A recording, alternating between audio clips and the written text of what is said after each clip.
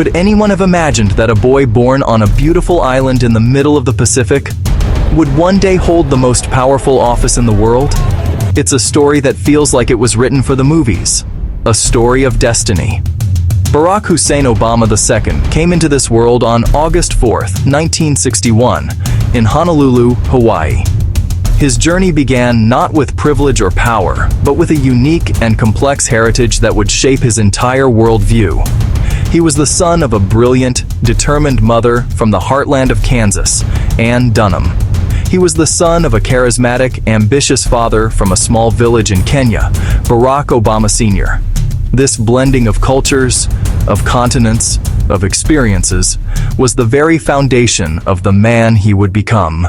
The marriage between his parents was brief, a whirlwind romance between two young students that ultimately could not last. When Barack was just a toddler, his father left to pursue his own dreams at Harvard.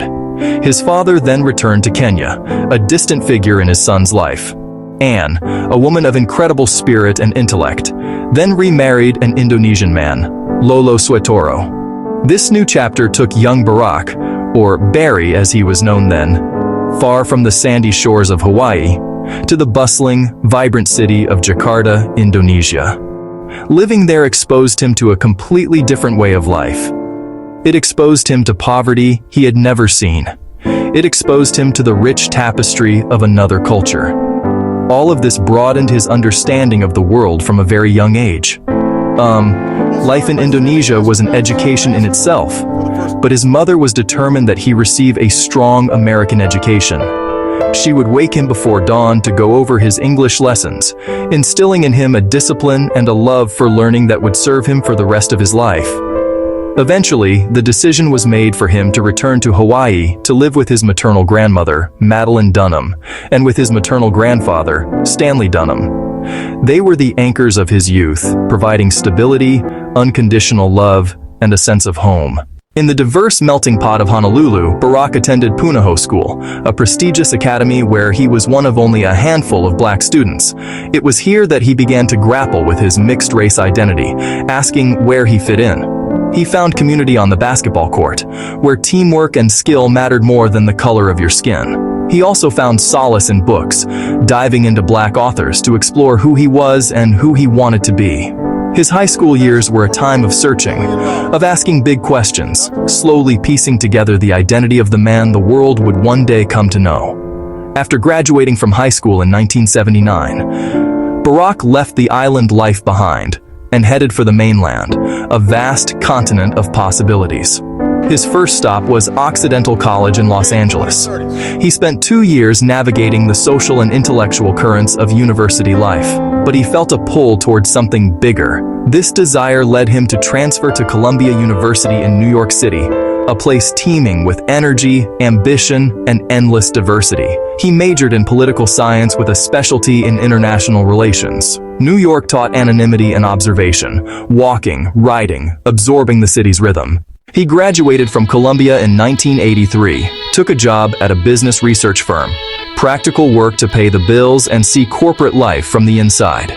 Yet a growing emptiness told him his life wasn't aligned with his deeper purpose. He wanted to make a difference, to empower communities left behind. An inner voice grew louder, telling him his future was not in an office, but on the streets, working for change from the ground up. In 1985, he moved to Chicago. He became a community organizer on the South Side, working through a network of churches. Neighborhoods were struggling with unemployment and urban decay. The pay was low, and the work was incredibly challenging.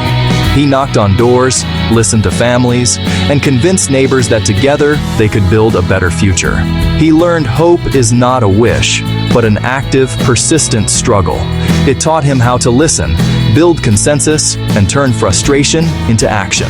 He organized job programs, fought for better city services, and helped restore pride and power. To drive larger change, he needed the tools of law, the framework of society. In 1988, he set his sights on Harvard Law School. He stood out for intelligence and for listening. bridging divides. In 1990, he became the first black president of the Harvard Law Review, earning wide respect for fairness and rigor. After graduating in 1991, he turned down lucrative offers, joined a small civil rights firm, and taught constitutional law at the University of Chicago. In 1989, during a summer internship, he was assigned a mentor at Sidley Austin. That mentor was Michelle Robinson, brilliant, confident, and accomplished. She was initially skeptical of this smooth-talking summer associate. But his persistence, charm, and commitment to community won her over. Their first date even included a community meeting. They were married in 1992. Their family grew with Malia in 1998 and Sasha in 2001. A strong, loving, deeply connected family that would later inspire millions. While teaching and practicing law, Barack felt the pull of politics once more. In 1996, he ran for the Illinois State Senate, representing the South Side. He ran a grassroots campaign, listening, organizing, building a coalition. He won and went to Springfield, quickly earning a reputation as thoughtful, hardworking, and collaborative. Over 8 years, he championed ethics reform with bipartisan partners, expanded healthcare access, improved early childhood education, and pursued criminal justice reform. It was a training ground, learning compromise and how ideas become law. By 2004, he leaped to a U.S. Senate race, initially not the frontrunner. His message, story, and connection with voters propelled him forward.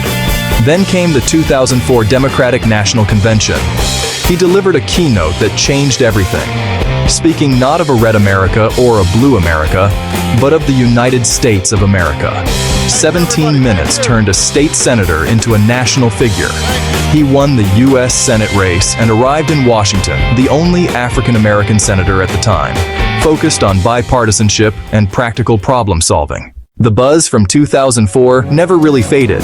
By 2007, the question was not if, but when. On a cold day in February, at the old state capitol in Springfield, he announced his candidacy. Challenging frontrunner Hillary Clinton, he launched a remarkable campaign. His campaign rode on two powerful words: hope and change. Harnessing the internet, he built a massive grassroots army of volunteers and small-dollar donors.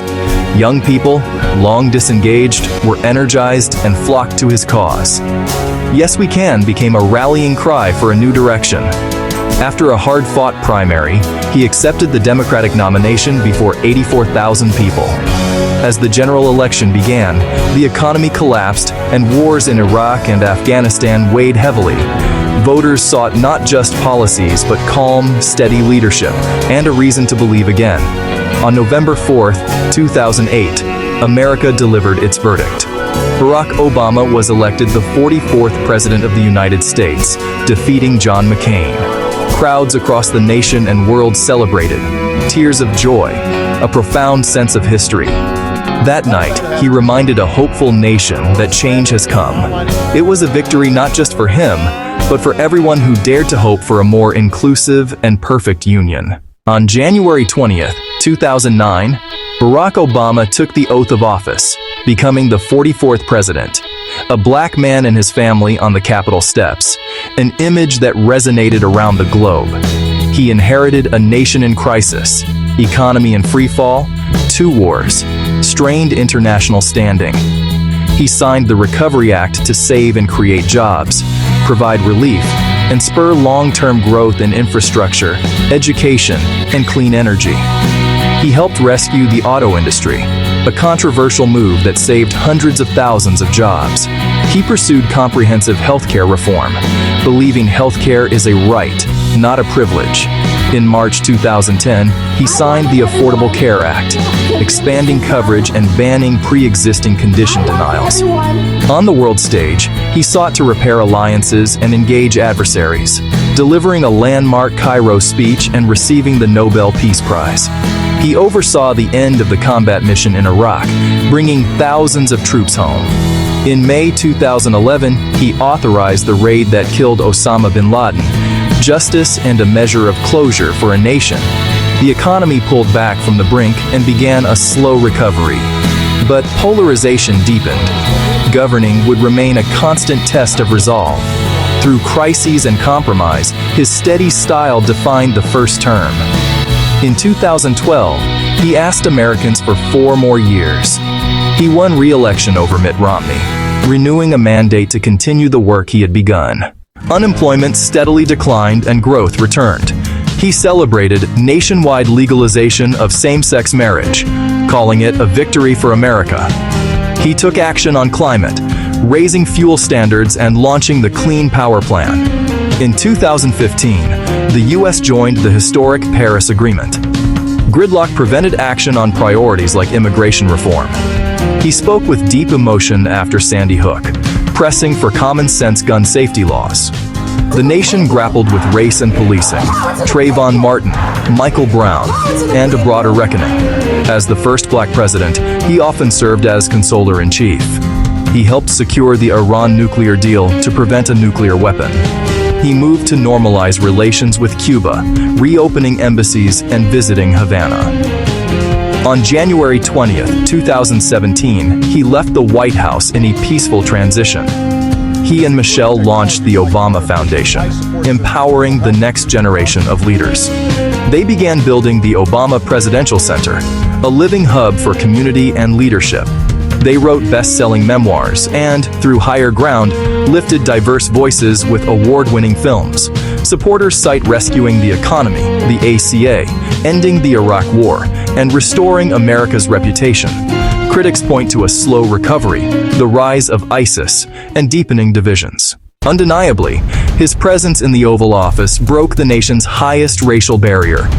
Ultimately, his legacy may be best defined by the word he so often used: hope. He inspired millions, especially young people and people of color, to believe they can make a difference. From Hawaii to the White House, his story is a testament to the American dream. A story that says no matter who you are or where you come from, you have a place in the American story. He remains a guiding voice, reminding us the work of democracy is never finished, and that progress is possible when good people come together to build a better world.